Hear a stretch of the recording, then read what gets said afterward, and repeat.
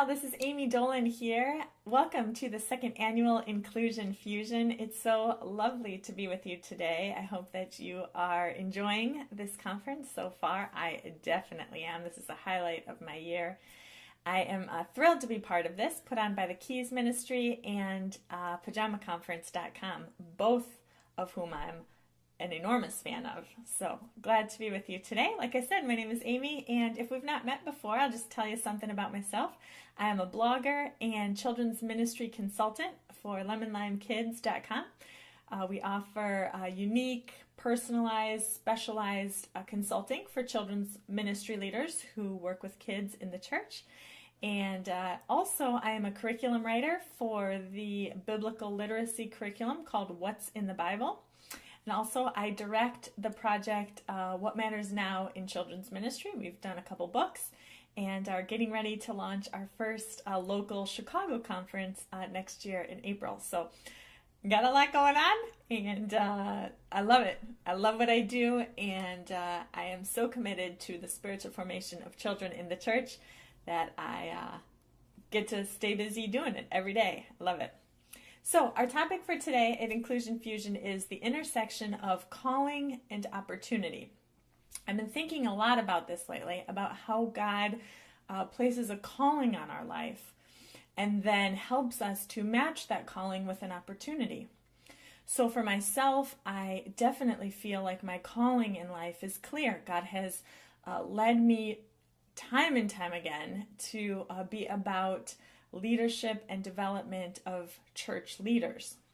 And there are several times in my life where I felt confused or unsure, or I've wanted to explore other opportunities, kind of, have a different calling in life. And it seems like God is pretty consistent with this in my life. He continues to bring me back and say, this is the calling, this is the purpose that I have for you in your life. So I want to talk just a little bit about that today, how we can be mindful of the calling that God has given us, and then we can be obedient in finding the opportunities that match that. And specifically today at Inclusion Fusion, I want to talk to those of you who are volunteers in your special needs or disability ministry in your church. You obviously have been motivated to serve for some reason in that ministry. And today I want to encourage you to consider if that is your calling for life, if that is what God has called you to do and gifted you to do. And then I want to encourage you to strengthen those skills and continue to look for ever increasing opportunities so that the very special children in your church can be served by your calling and by your gifts.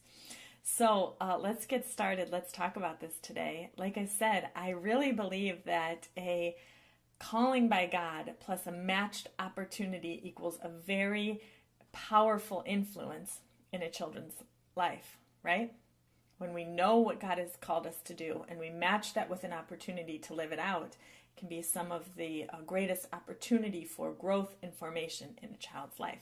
I mean, imagine volunteers are totally clear on what God has for them and matching that with the exact opportunity, living that out week by week. I mean, couldn't be better, right? That is just sunshine and daffodils in a child's life. I don't know, daffodils? Are those good? Do children love those? I do. That's sunshine and daffodils in my life. Well, like I said, sometimes it can be hard to discover our calling, right? It can be sometimes confusing to understand God's voice in all of this. So I like to encourage leaders to think about their childhood, think about patterns in their life in which they can start to gain clues for what their calling could be. So I'm just going to share a couple stories from my life, and I hope to hear from you. I hope that you'll contact me or share online your own stories from your own life. I'd like this to be a conversation. So the first pattern that I can point back to in my life is when I was a child. I was, late grade school. I was the oldest of 5 siblings, and I loved to play school all the time, right? And having 4 younger siblings is the perfect classroom. So on our days off from school, I would lead a classroom for my siblings, and we do all kinds of crazy things. And my siblings hated that on their day off from school, they were still going to school, right? I mean, that's terrible. What kind of person was I? But I could see even from an early age that I loved kids, and I loved leading kids, and I loved thinking about leadership. Well, when I got to junior high, my sister, who was just 3 years younger than me, decided this school thing was not for her, and she wanted nothing to do with this. So I tried to employ my best leadership skills, and I gave her a promotion. I made her the Xerox lady, right? Remember the Xerox machine? Well, we didn't have a Xerox machine at home, but I knew all good schools had a Xerox machine for all those millions of worksheets. And I made it the Xerox lady where she physically had to handwrite all the worksheets that we needed for class. It was hysterical. But she thought it was a promotion and stayed on my staff while I taught and led my other siblings. And so I could see even from a very early age, I was involved in leadership and teaching and being with children. And then later in life, I can see in college when I enrolled in Bible college, it was like my calling became even more specific. And that's what I really believe is we can look back at patterns that give us hints towards our calling all throughout our life. And then we can see as our calling is being refined and shaped and is becoming even more and more focused. And I love that. And when I was in Bible college, my calling became more refined. So I thought that I wanted to be a teacher, I wanted to be with children, I wanted to be help shaping their learning. And so I enrolled in Bible college in the elementary education major, thinking I would just teach children for the rest of my life. I would teach them geography and math and science and all of these great things, and I would have a very active role in encouraging children.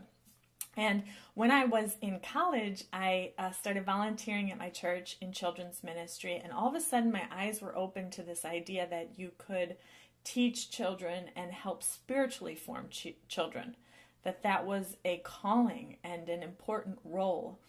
And the more I started volunteering, the more I felt like I heard God's voice louder and clearer in my life, that my calling to help shape children had now kind of been refined into shaping children spiritually within the church. And so I could see how God was continuing to call me towards children and was refining that calling specifically for the growth of children within the church. So I just want to stop and pause here for a minute and ask you to reflect for yourself.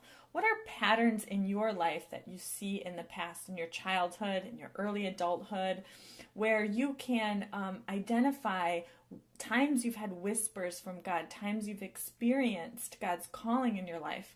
And then even further from that, are there specific moments in your life you can point to where you can see God refining your calling, giving definition and greater depth and focus to your calling? I'll just ask you to think about that for a minute.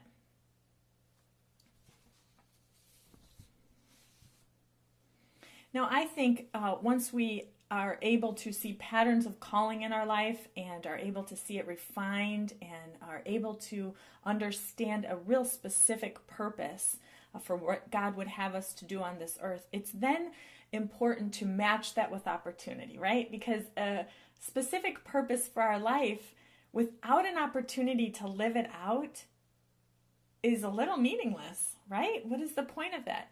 And yet, the more church leaders I talk to, the more I can see this is the point of great frustration. So there are plenty of church leaders and volunteers I meet who are very clear on their calling. This is what God would have me to do with my life, and this is specifically how I could serve the kingdom and my community. But then as they either pursue opportunities or can't find opportunities that match, they feel very frustrated. And often I talk to church leaders who say, sure, I would love to influence children in the church, but no one will pay me to do it. There's the volunteer opportunities in my church aren't right. I mean, how do I do this? So I understand that, and I have felt that so many times. This great desire inside to obey God and live out who you're supposed to be without having that opportunity on the other side to really fully live it out. So I just want to tell you a couple more stories from my own life about this, and maybe it will spark some new ideas in you and spark some ideas about how you can specifically take action towards matching your calling with your opportunity. So I had been a children's curriculum writer at a church for several years after college, and I loved it. I thought I was going to do this forever. And what I found was that I had even a deeper calling that I wasn't even aware of, that I wanted to be a leader, and specifically I wanted to lead and influence those who led children. And there weren't opportunities for me to do that at my church, and so I decided that I needed to kind of go outside the walls of the church and experience something different. So I left the church and I went to grad school, and I went to a really specialized grad school all in child development.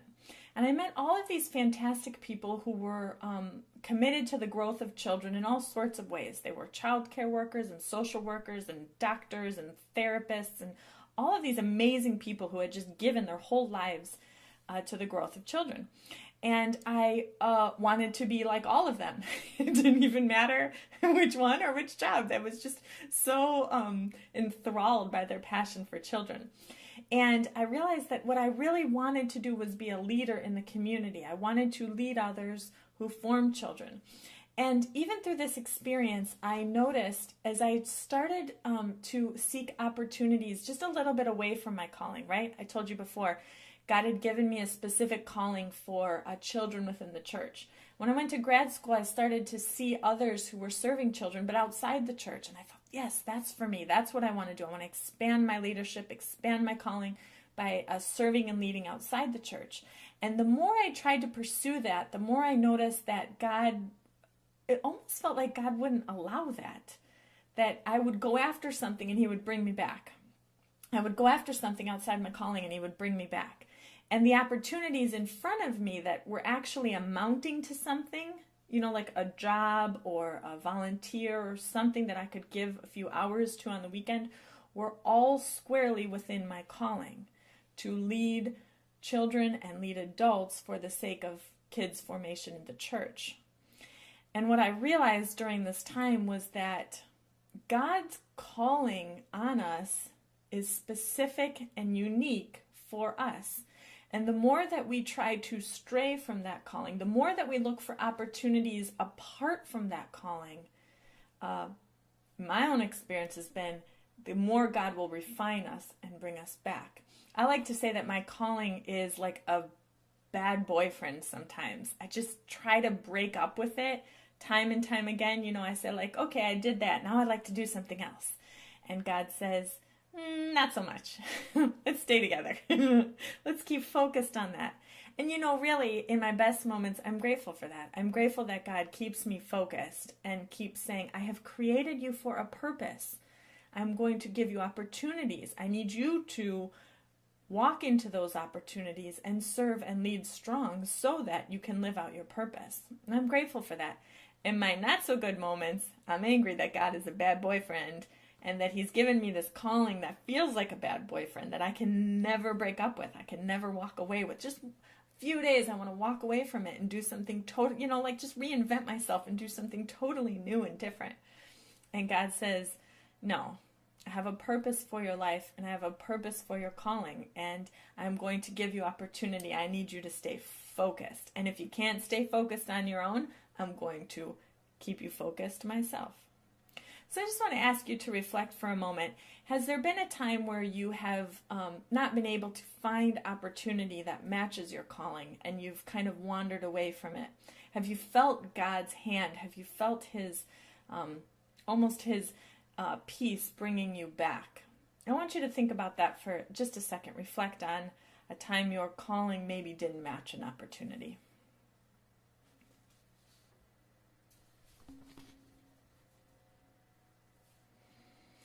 Now, here's just a final few words I want to say.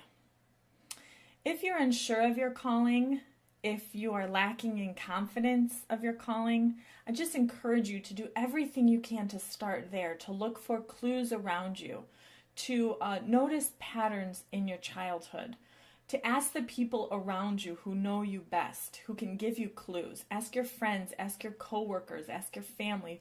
What do they think you do best? What are times they have seen you come alive? What do they believe the purpose of your life is? And I really strongly believe this. A calling doesn't doesn't always equal a full-time job. A calling is not reserved, I don't believe, for the pastors and this paid staff in our churches. A calling is a unique purpose God places on all of our lives in order to use our lives and our gifts best to serve Him and those around us.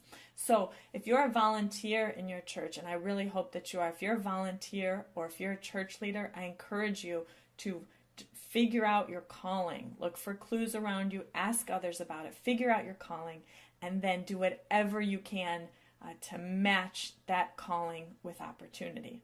Now, if you're having trouble matching your calling with opportunity, I ask you to engage in a time of prayer, asking God to do that work for you. And of course, don't be afraid to network, to ask for help, to be vulnerable in saying, I have got this burning calling inside of me. I just can't find the right opportunity in order to live it out. Sometimes you just got to practice. You just kind of got to dabble and experiment a little, try something in your church. One time I tried serving with the toddlers in my church. That's what I wanted to do. I thought, okay, my calling is to serve children in the church. And so I served in the toddler room, and I soon discovered that was a failed experiment. God's unique calling for me is to serve and lead those who lead children in the church. And so by serving in a toddler room, it wasn't exactly the right opportunity for my calling. But you got to experiment to know those things. You got to practice. And so don't be afraid to practice on opportunities in your own church to serve the children there. So I encourage you today, find your calling, refine your calling, get specific, get focused, and then match it with opportunity. And then once you have matched your calling with opportunity, don't even dare stop there. Continue to grow, challenge yourself, learn more, and expand your opportunity so that you can continue to serve God and live out your calling day in and day out. For those many of you who serve the special needs and disability ministries in our churches, thank you so much. And if you've been serving there out of a need, or you've been serving, because just someone asked you to, I ask you just to take a minute to reflect and ask yourself, what is your calling specifically? And hopefully your calling is to serve special needs disability ministry in our churches. Hopefully that's what it is, because we need more of you every single day. And if that is your calling, then I encourage you to be confident and stand tall. Thank God for your calling, and look for continued ways that you can match that with increasing opportunity in your church. If God has given you this calling in your life, you cannot take it for granted. You cannot sit on the sidelines, and you cannot take a pass at serving the children in your church. You must actively engage, and you must look for opportunities. Talk to your children's director, talk to your pastor, talk to parents, talk to anyone you can in your church. You let them know of the calling, the very special calling that God has placed on your life, and you ask them how you can continue to have increased opportunity to serve these very special children in the church. Thank you so much for all you do. I'm eternally grateful, and I hope to see you very soon. Have a very blessed Inclusion Fusion.